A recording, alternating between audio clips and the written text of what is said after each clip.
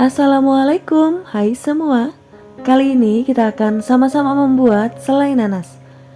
Di sini nanas yang aku gunakan nanas Lampung, ukurannya besar banget ya teman-teman. Total berat nanas yang sudah aku bersihkan dan kupas ada 2,6 kilo. Aku akan parut terlebih dahulu nanasnya. Untuk nanasnya sudah dibersihkan ya. Untuk mata nanasnya itu ada yang aku buang dan ada yang gak dibuang. Kalau yang besar-besar banget biasanya aku buang, tapi kalau yang agak kecil-kecil itu nggak aku buang, langsung diparut aja juga teman-teman, nggak apa-apa ya. Dengar-dengar sih mata nanas itu bisa bikin nanasnya awet dan tahan lama gitu ya. Tapi menurut aku kalau yang gede banget juga, kalau misalkan nggak keparut itu akan alot dan ganggu. Jadi yang besar-besar itu aku buang aja. Aku lebih senang nanasnya diparut karena ada tekstur gitu, panjang-panjang, seratnya bagus. Kalau teman-teman mau di blender nggak apa-apa, tapi usahakan jangan tambahkan air ya ketika proses ngeblender. Hati-hati dalam memarut nanas, salah-salah tangan kita bisa keparut juga. Menurut aku jenis nanas yang lebar dan panjang kayak gini tuh memiliki serat nanas yang lebih banyak daripada nanas madu. Nah ini udah selesai, aku sisihkan terlebih dahulu untuk parutnya.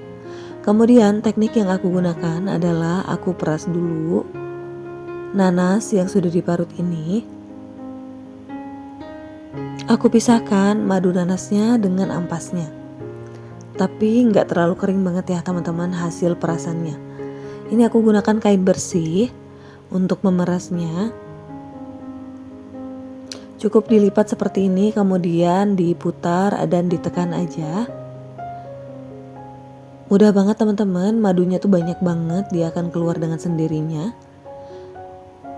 Proses perasnya itu nggak sama kayak kelapa ya teman-teman. Kalau kelapa kita bisa peras bener-bener kering ya, tapi kalau nanas emang menurut aku nggak bisa terlalu kering. Tapi memang biasanya aku nggak terlalu kering merasnya ya, cukup sampai bener-bener airnya kepisah aja. Jadi ampas nanas tuh masih ada madunya. Nah ini udah selesai. Ini dia untuk air nanasnya dan ini untuk ampasnya.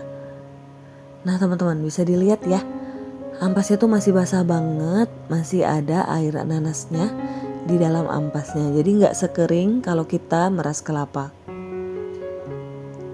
Ini tuh nggak apa-apa ya, menurut aku segini udah cukup tuh. Diperas juga dia masih keluar air. Kemudian aku panaskan air nanas.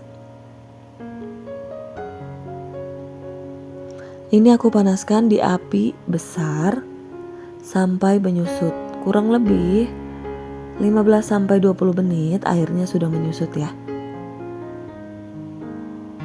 Diaduk sesekali supaya nggak gosong di bagian bawah. Untuk nanas 2,6 kilo aku masaknya tuh nggak nyampe 1 jam ya sebelum sudah matang. Biasanya kalau pakai proses biasa langsung dipanaskan dengan ampasnya itu agak lama karena menggunakan api kecil. Nah ini sudah mengkaramel ya, ini aku matikan tadi sebentar supaya ngeliatin ke teman-teman kalau airnya tuh jadi segini nyusutnya, jadi jauh banget ya. Jadi tinggal seperempatnya aja. Nah setelah seperti ini sudah mengkaramel air nanasnya, ini aku masukkan ampas dan daun pandan. Kemudian aduk sampai karamel nanasnya menyerap ke ampas nanas. Aduk sampai merata, nanti akan keluar lagi ya untuk air nanasnya ketika ampas nanas dimasukkan. Dimasak menggunakan api kecil aja ya teman-teman, khawatir gosong di bagian bawah. Kemudian setelah airnya menyusut boleh tambahkan gula. Di sini aku tambahkan 500 gram. Karena nanas yang aku pakai ini benar-benar matang semua ya. Kalau teman-teman di mix antara matang dan mengkal atau yang mentah, boleh gunakan patokan 1 kilo nanas bersih dengan 300 sampai 400 gram gula. Itu tergantung kembali ya dari rasanya. Kalau teman-teman dirasa udah manis jadi boleh dikurangi gulanya. Pokoknya sesuai dengan nanas yang digunakan aja. Lanjut di sini tambahkan 1 sendok teh garam untuk penyeimbang rasa. Boleh juga teman-teman tambahkan vanili ya. Aku udah pakai pandan jadi nggak pakai vanili lagi. Aku tambahkan kayu manis bubuk sedikit ya teman-teman, tidak terekam. Nggak aku tambahkan cengkeh karena takutnya ada yang nggak suka. Ini untuk dijual ya, untuk dimasukkan ke dalam nastar. Jadi takutnya ada yang nggak suka, nggak aku tambahkan. Ini sudah asat, ini tandanya sudah mau matang. Sudah tidak ada lagi air, tandanya sudah matang ya teman-teman. Ini bisa diangkat. Tapi aku mau tambahin bahan rahasia. Aku tambah 1 sendok makan butter. Ini akan menambah rasa dan aroma pada selai nanas kita. Aduk sampai menyerap, meresap dan butternya tercampur. Kalau sudah seperti itu, matikan kompornya, boleh diangkat. Saat sudah kering dan menempel pada sutil seperti ini, tandanya nanasnya sudah matang dan ini sudah jadi selai ya.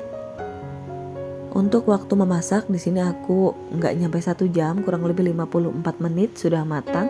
Dari 2,6 kilo nanas aku dapat 1,4 kilo gram hasil selai nanas.